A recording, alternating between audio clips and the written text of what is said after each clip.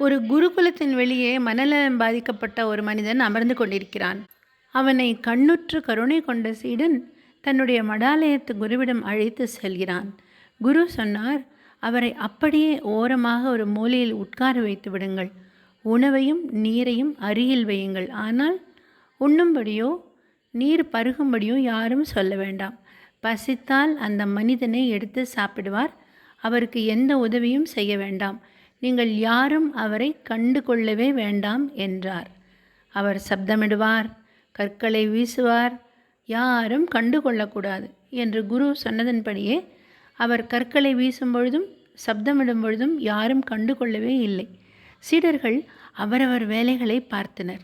அந்த மனநலம் பாதிக்கப்பட்டவருக்கு எதிர்வினை ஆற்ற யாரும் முன்வராததால் நாட்களும் நகர்ந்தன.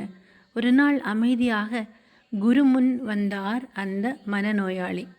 எனக்கும் தியானம் சொல்லித் தருவீர்களா என்று கேட்டார்.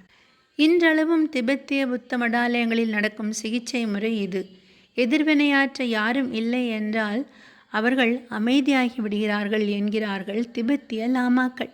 யாரும் சீண்டாமல் இருந்தாலே, குத்து வார்த்தைகள் சொல்லாமல் இருந்தாலும், செய்கையால் அவர்களை துன்புறுத்தாமல் இருந்தாலுமே மனநலம் பாதிக்கப்பட்டவர்களுடைய மனநிலைமை சீராகிவிடும் என்கிறார்கள் திபெத்திய லாமாக்கள்.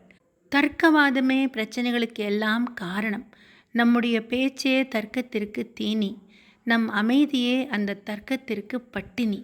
அமைதியாக இருங்கள், எல்லாம் சரியாகும்.